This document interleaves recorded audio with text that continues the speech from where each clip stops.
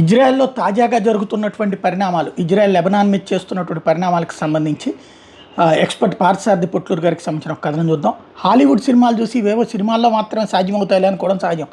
కానీ అవే నిజంగా జరిగి వాటిని నేను రిపోర్ట్ చేస్తూ విశ్లేషణ చేస్తానని ఎప్పుడు అనుకోలేదు. పుస్తకాల్లో రాసినట్టుగా నిజ జీవితంలో జరుగుతాయా? మన చుట్టూ నిత్యం జరిగే సంఘటనలు కొద్దిగా శ్రద్ధ పెట్టి గమనిస్తూ ఉంటే పుస్తకంలో రచయిత ఊహలు పూర్తిగా కాకపోయినా కొంతైనా వాస్తవం అని అనిపిస్తాయి. కావాల్సిందల్లా కాస్తంత పరిశీలనాత్మక దృష్టి, మరికొంచెం సహనం.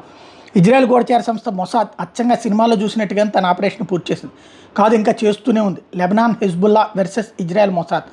గత 3 రోజులుగా లెబనాన్లో ఎక్కడో ఓ చోట పేలుడు జరగడం, తీవ్ర గాయాలవ్వడం లేదా చనిపోవడం జరుగుతూనే వస్తుంది. బాధితులందరూ హిజ్బుల్లా తీవ్రవాదులే. పేలుళ్లకు కారణం మెసేజెస్ పంపించే పేజర్లు, మొబైల్ ఫోన్లు, వాకీటాకీలు, వైర్లెస్ రేడియో సెట్లు, ఇలా కమ్యూనికేషన్ వాడే ప్రతిదీ పేలిపోతున్నాయి. అందుకే హెజ్బుల్లా పేజర్లు ఎందుకు వాడటం మొదలుపెట్టింది? అఫ్కోర్స్ మొబైల్ ఫోన్లను మొసాద్ హ్యాక్ చేసి రహస్యంగా తమ సంభాషణలు వింటుందనే అనుమానంతో. అయితే హెజ్బుల్లా అనుమానాలకు ఆధారం ఉంది. 10 రోజుల క్రితం ఇరాన్ నుండి భారీగా ఆయుధాలు, పేలుడు పదార్థాలు లెబనాన్లోని హెజ్బుల్లా బేస్కి వచ్చాయి. అది ఇజ్రాయెల్ సరిహద్దుకు దగ్గరలో ఉండటం వల్ల ప్రమాదం అని భావించిన హెజ్బుల్లా నాయకులు ఇజ్రాయెల్ సరిహద్దు నుండి దూరంగా మనుష్య సంచారం లేని 2 కొండల మధ్య దట్టమైన అడవిలో గోడౌన్స్కి తరలించింది. హెజ్బుల్లా మొత్తం ఆయుధాలను తరలించిన 2 రోజుల తర్వాత ఇజ్రాయెల్కి చెందిన 2 F-15 జెట్ ఫైటర్స్, మరో 2 F-16 జెట్ ఫైటర్స్ 2 గోడౌన్స్ని పేల్చేసాయి. ఇరాన్ నుండి వచ్చిన ఆయుధాలు మొత్తం గోడౌన్స్లోకి తరలించే వరకు ఆగి ఇజ్రాయెల్ దాడి చేసింది. ఆయుధాలు, పేలుడు పదార్థాలు పేలిపోయి 2 రోజుల వరకు మంటలు ఎగసిపడుతూనే ఉన్నాయి. అంటే ఎంత భారీగా నిల్వలు ఉన్నాయో అర్థం చేసుకోవచ్చు. ఈ ఘటన తర్వాత హెజ్బుల్లా 4G 5Gలతో పనిచేసే మొబైల్ ఫోన్లను వాడడం ఆపేసింది. అంతకు 4 రోజుల ముందు జాగ్రత్తగా సెకండ్ జనరేషన్ అయిన పేజర్ల కోసం ఒక ఇరాన్కి చెందిన సంస్థ ద్వారా ఆర్డర్ పెట్టింది. ఇరాన్ సంస్థ తైవాన్కి ఆర్డర్ పెట్టింది పేజర్స్ కోసం. తైవాన్కి చెందిన గోల్డ్ అపోలో వీటిని సప్లై చేసింది అని మెయిన్ స్ట్రీమ్ మీడియా చెప్తోంది. అంటే ఆర్డర్ చేసిన సంస్థ ఇరాన్ దేశానికి చెందింది. అవి లెబనాన్కి చేరుకున్నాక వాటిని హెజ్బుల్లా టాప్ కమాండర్స్తో పాటు ఫైటర్స్కి, కొరియర్స్కి ఇచ్చింది.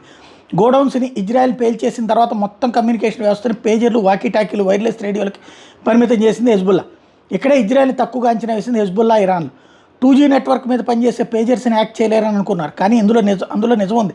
కానీ ఎలా పేలిపోతున్నాయి? పేజర్స్లో ఉండేది ఏ బ్యాటరీలు. అవి పేలితే తీవ్రంగా గాయపడడం లేదా చనిపోవడం జరగదు. అసలు ఏం జరిగిందంటే ఆర్డర్ తీసుకున్న తైవాన్కి చెందిన గోల్డ్ అపోలో అయినా ఈ రోజుల్లో వాటి కోసం సమయం వృధా చేసే స్థితిలో లేదు. కాబట్టి విడిభాగాలు గోల్డ్ అపోలోకి చెందిన లైసెన్స్డ్ సంస్థ హంగరీ రాజధాని బుడాపెస్ట్లో ఉంది. పేజర్స్ని పంపించి అక్కడ వాటిని అసెంబుల్ చేసి ఇరాన్కి డెలివరీ చేసింది. సరిగ్గా బుడాపెస్ట్లోనే అంతా జరిగింది. పేజర్స్ అసెంబుల్ చేసే సమయంలో మొసాద్ వాటిలో 3 గ్రాముల నుండి 5 గ్రాముల మధ్య బరువు ఉండే ప్లాస్టిక్ ఎక్స్ప్లోజివ్స్ని బ్యాటరీతో కలిపి ఒక చిన్న సైజులో ఉన్న సాఫ్ట్వేర్ని ఇన్స్టాల్ చేసింది. పేజర్స్లో Mossad maybe in 5 KB install చేసిన సాఫ్ట్వేర్ మొసాద్ నుండి వెళ్ళే కమాండ్తో మాత్రమే ఆ సాఫ్ట్వేర్ పనిచేసి బ్యాటరీ నుండి వచ్చే పవర్ ద్వారా పేలుతుందన్నమాట. ఇప్పటివరకు 7,000 మంది హెజ్బుల్లా ఉగ్రవాదులు పేలుళ్ల బారిన పడ్డారు. 2 రోజుల్లో లెబనాన్, సిరియాల్లో వరుస పేలుళ్లు జరిగాయి, ఇంకా జరుగుతూనే ఉన్నాయి. పేలుళ్ల వల్ల చనిపోయిన వారి సంఖ్య 47కి చేరుకుంది. దీనివల్ల ఎవరెవరు హెజ్బుల్లాకు పనిచేస్తున్నారో బయటపడ్డది. తోపుడు బళ్ళ మీద పండ్లు, ఇతర వస్తువులు అమ్ముకునేటువంటి వాళ్ళు, మోటార్ గ్యారేజ్లో పనిచేసేవాళ్ళు, హాస్పిటల్లో పనిచేస్తున్న డాక్టర్లు, నర్సులు, ప్రభుత్వ వాహనాలు నడిపే డ్రైవర్లు, ఇలా అన్ని రంగాల్లో పనిచేసేవారు హెజ్బుల్లా నెట్వర్క్లో ఉన్నారు. వీళ్ళకి పేజర్స్ ఇచ్చింది హెజ్బుల్లా. హెజ్బుల్లాకి పనిచేసే వాళ్ళు మాత్రమే పేజర్స్ని వాడుతున్నారు కాబట్టి బాధితులు కూడా వాళ్ళే. బాధితుల్లో గృహిణులు కూడా ఉన్నారు. మరి మొదటిసారిగా పేజర్స్ పేలినప్పుడు సమాచారం మిగతా వాళ్ళకి ఇచ్చి పేజర్స్ని దూరంగా పారేయండి హెజ్బుల్లా నాయకత్వం ఎందుకు హెచ్చరించలేకపోయిందనే ప్రశ్న రావచ్చు. హెజ్బుల్లా టాప్ లీడర్స్ కూడా వీటి బారిన పడి హాస్పిటల్లో ఉన్నారు. మొబైల్ వాడకూడదు కాబట్టి వేరే వ్యవస్థ లేదు సమాచారం ఇవ్వడానికి.